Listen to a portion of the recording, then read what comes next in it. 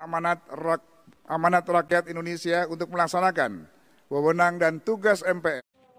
Kembali lagi di Portal Politik. Saat ini kita akan menyampaikan sebuah informasi terkait pelantikan Presiden terpilih Republik Indonesia Prabowo Subianto yang disinyalir akan dipercepat. Hal ini memang ternyata sudah diajukan ke MK. Tentunya kita sangat kaget dengan kejadian seperti ini. Namun hal ini disinyalir untuk menetralisir tensi geopolitik di dalam negeri yang takutnya akan semakin tidak terkendali ketika transisi pemerintahan berjalan pelan, karena kita tahu bahwa terlalu cepat jedanya dari transisi presiden terpilih untuk dilantik. Tentunya Prabowo Subianto pun siap untuk dilantik. Dan kita akan menyampaikan informasi ini secara tuntas dan memang kita akan urai bagaimana fakta-fakta di balik percepatan pelantikan Presiden terpilih Republik Indonesia Prabowo Subianto. Kita akan kupas informasinya, langsung saja kita bacakan terlebih dahulu informasinya. Presiden Republik Indonesia terpilih Prabowo Subianto dan wakilnya Gibran Raka Buming Raka diusulkan dilantik lebih cepat karena terlalu lama menunggu jedanya jika harus menunggu hingga Oktober 2024. Tentunya ada kalimat jika menunggu terlalu lama jedanya untuk Oktober 2024. Ini artinya memang dikhawatirkan keadaan politik di Indonesia ini memang tidak stabil dan terbukti banyak suara-suara sumbang yang memang seolah tidak terkendali, dan memang itulah dampak dari pemilu 2024, karena memang pemilu ini tidak diikuti oleh calon tunggal, namun ada 3 calon, yakni Ganjar Mahfud, Anies, Caimin, dan Prabowo Gibran, dan saatnya rakyat itu menentukan pilihan terhadap Prabowo Gibran. Namun tentunya banyak yang seolah tidak terima atas kemenangan Prabowo Gibran, namun kita bisa menyikapi itu semua dengan bijak karena ini adalah negara demokrasi dan tentunya masing-masing individu boleh berpendapat. Untuk percepatan pelantikan Presiden terpilih Republik Indonesia rasanya cukup masuk akal ketika Prabowo dilantik lebih cepat, karena ini bisa menetralisir tensi geopolitik di Indonesia. Bahkan usulan pelantikan dipercepat itu sudah diajukan dalam judicial review ke Mahkamah Konstitusi. Ini artinya tidak hanya wacana rekan-rekan sekalian, namun sudah diajukan kepada Mahkamah Konstitusi. Tentunya jika sudah berbicara Mahkamah Konstitusi, berarti ini adalah sebuah jalur hukum yang sangat luar biasa, karena memang Mahkamah Konstitusi diperuntukkan untuk menyelesaikan dan melakukan pengesahan-pengesahan seperti ini. Namun kita belum mendapatkan informasi lengkap dan resmi terkait percepatan pelantikan Presiden Republik Indonesia Prabowo Subianto. Dan yang paling mengejutkannya adalah pemohon ternyata warga sipil yang merupakan alumni Universitas Indonesia.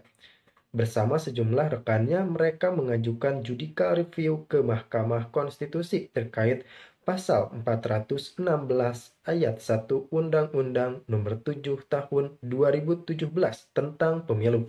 Ini artinya mereka mengajukan percepatan pelantikan ini memang berdasarkan dasar hukum yang nyata, bukan hanya wacana semata, namun ini sudah diajukan kepada Mahkamah Konstitusi dan kemudian sudah ada dasar hukumnya, yakni yang saya sebutkan tadi, pasal 416 ayat 1 Undang-Undang Nomor 7 Tahun 2017. Kami mengajukan review terhadap pemilu agar segera dilantik paling lambat 3 bulan setelah ditetapkan oleh KPU. Tentunya waktu 3 bulan saya rasa tidak terlalu cepat dan tidak terlalu singkat, karena memang inilah yang diperlukan oleh Indonesia, akselerasi menuju Indonesia yang lebih baik. Tentunya jika menunggu Oktober yang memang sebenarnya sebentar lagi, tidak terlalu efektif jika pandangan saya memang tidak terlalu efektif, namun ini diajukan 3 bulan setelah penetapan KPU. Tentunya bisa masuk akal juga usulan-usulan seperti ini, apalagi sudah ada konsolidasi dengan MK dan kemudian sudah disebutkan tadi dasar hukumnya, dan memang hal-hal seperti ini bisa diajukan oleh warga negara Republik Indonesia karena kembali lagi kita menganut sistem negara demokrasi. Tentunya kita boleh berpendapat akan sesuatu hal, namun tentunya pendapat kita harus berdasarkan fakta-fakta yang relevan dan kredibel. Lalu kemudian KPU sebenarnya sudah menetapkan Prabowo dan Gibran sebagai Presiden Republik Indonesia pada 20 April lalu. Tentunya Prabowo Subianto sudah siap memimpin Indonesia ke depannya untuk membawa Indonesia yang lebih maju. Karena kita tahu bahwa tinggal menghitung-hitungan hari Prabowo akan dilantik dan sepertinya ajuan percepatan ini tidak akan terlaksana karena yang kami terima informasi terakhir bahwa jadwal pelantikan Presiden terpilih Republik Indonesia mengacu pada jadwal yang sebelumnya telah ditetapkan. Artinya tidak mengalami perlambatan dan juga tidak mengalami percepatan. Tentunya informasi-informasi seperti ini wajib disimak hingga tuntas oleh kita semua karena memang ini berbagai macam untayan informasi, jadi tidak hanya satu baris, dua baris, namun ini perlu kita kaji lebih dalam.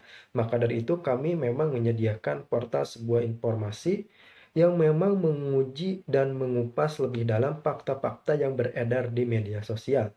Tentunya kita berharap pelantikan Presiden terpilih Republik Indonesia dan kita harus berdoa dan mengawal agar berjalan lancar tanpa hambatan dan masa kepemimpinan Prabowo Subianto pun berjalan dengan sebagaimana mestinya dan beliau bisa menunaikan janji-janji kampanyenya kepada kita semua.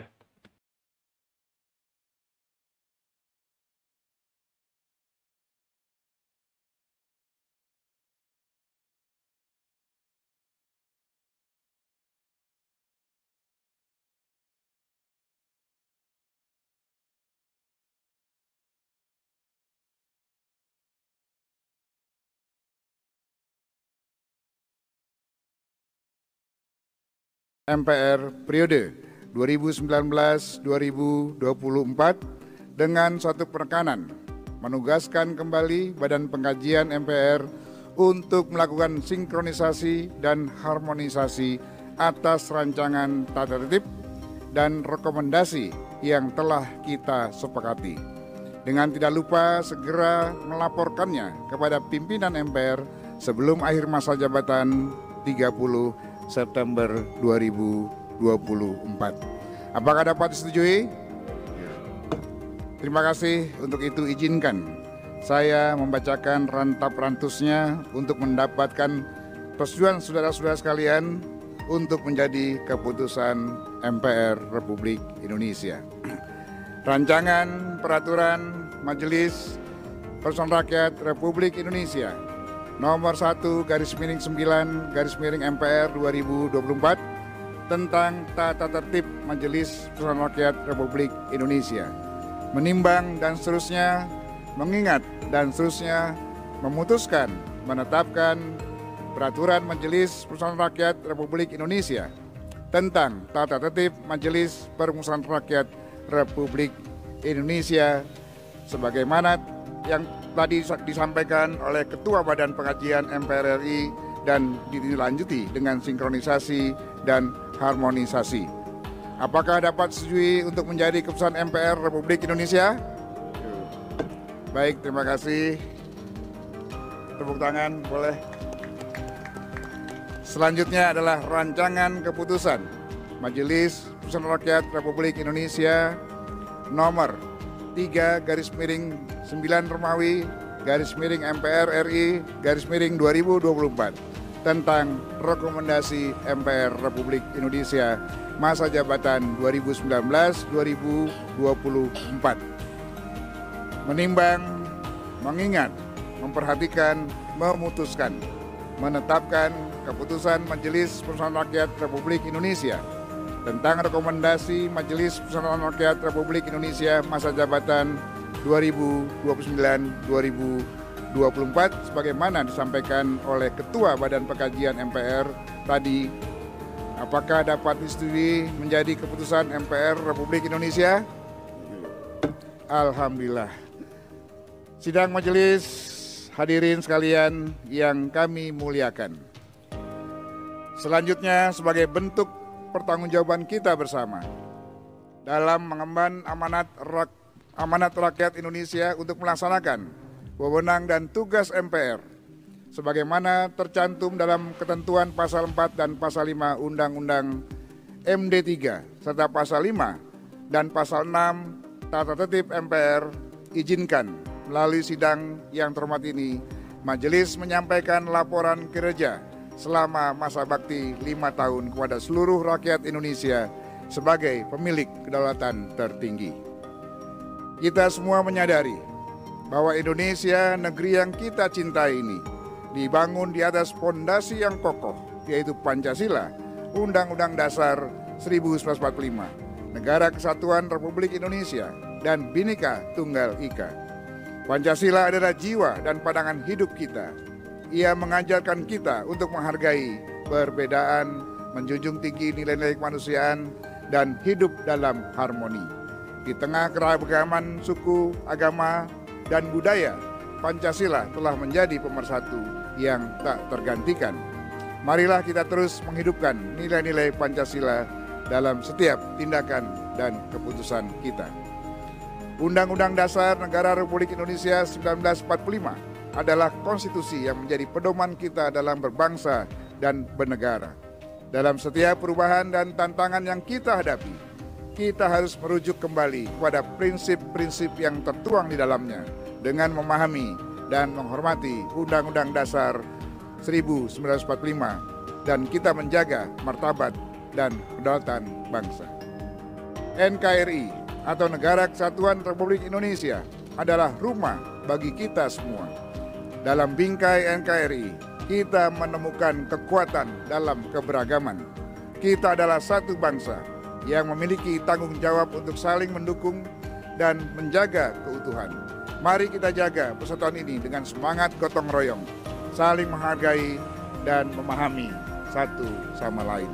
Sekali lagi, saling memahami satu sama lain. Bhinneka Tunggal Ika adalah semboyan yang mencerminkan semangat persatuan di tengah perbedaan. Kita harus ingat bahwa keberagaman adalah kekuatan, bukan penghalang.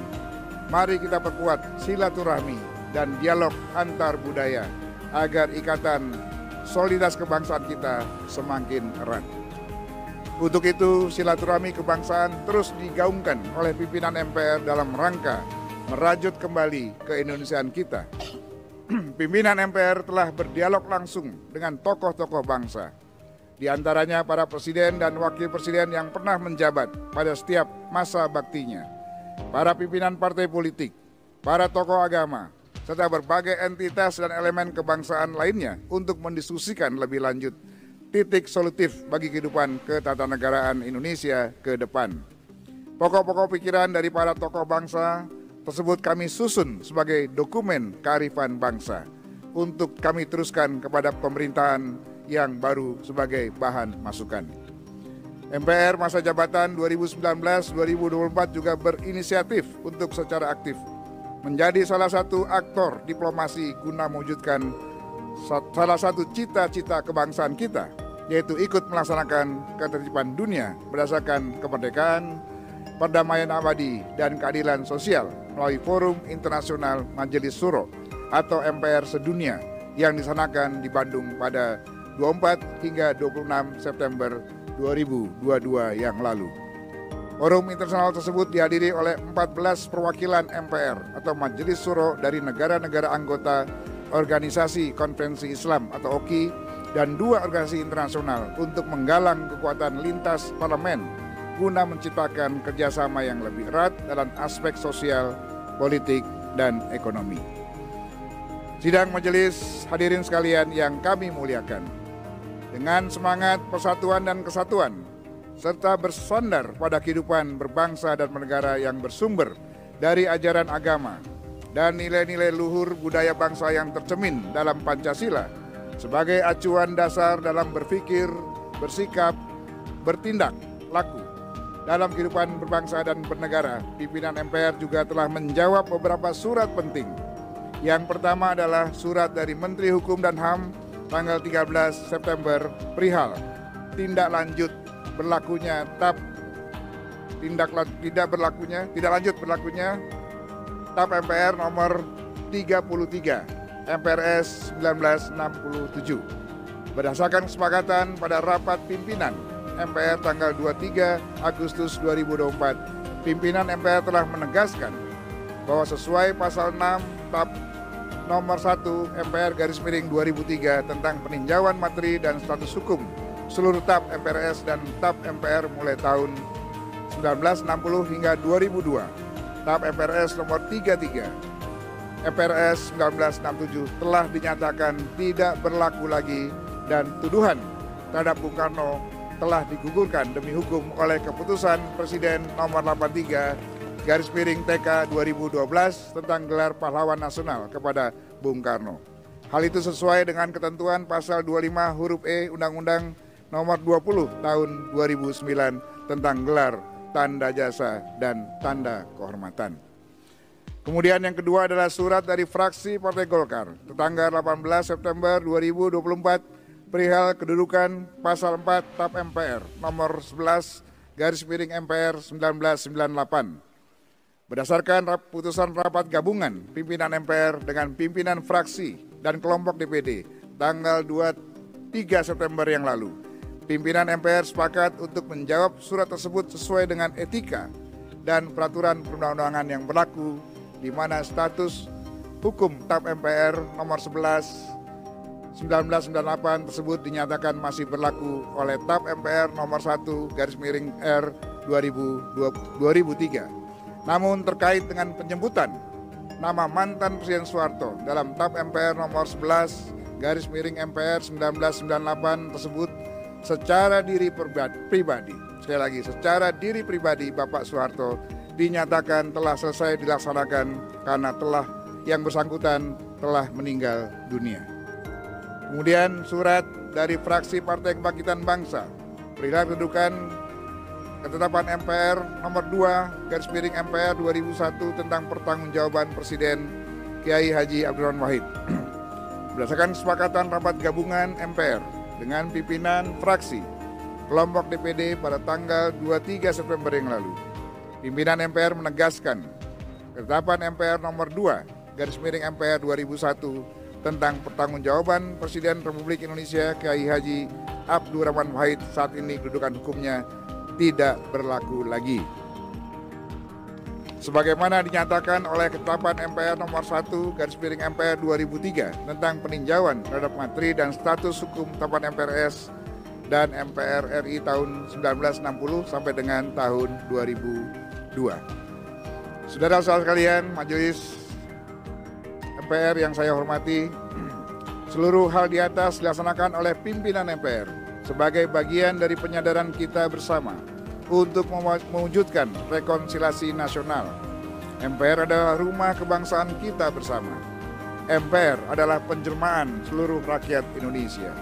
MPR adalah aktualisasi dari permusyawaratan perwakilan seluruh rakyat Indonesia. Sudah sepantasnya dalam rangka itu MPR merajut persatuan bangsa. Layaknya benang yang mengikat kain berbagai warna, MPR menganyam harapan dan cita-cita bangsa dalam satu harmoni. Selaras dengan pemikiran tersebut, dalam semangat persatuan dan kesatuan, serta bersandar pada kehidupan berbangsa dan bernegara yang bersumber dari ajaran agama dan nilai-nilai luhur budaya bangsa yang tercermin dalam Pancasila sebagai acuan dasar dalam berpikir, bersikap, dan bertingkah laku dalam kehidupan berbangsa, pimpinan MPR juga mendorong agar jasa dan pengabdian dari para mantan presiden seperti Presiden Soekarno, mantan Presiden Soeharto, dan mantan Presiden Abdurrahman Wahid dapat diberikan penghargaan yang layak sesuai dengan peraturan perundang-undangan. Kedepan, tantangan kebangsaan yang kita hadapi akan semakin berat. Oleh karenanya, kita harus selalu bergandengan tangan untuk Indonesia yang lebih kuat, Indonesia yang lebih hebat. Kita sudah mencanangkan program Indonesia Emas 2045. Pemerintah baru pun telah merencanakan program-program unggulan dan progresif dalam kerangka mewujudkan Indonesia maju yang berporos pada peningkatan kualitas sumber daya manusia unggul. Sidang majelis, hadirin sekalian yang kami muliakan, untuk mensyukuri segala nikmat yang diberikan Tuhan Yang Maha Esa kepada kita semua, serta untuk memberikan kekuatan bagi kita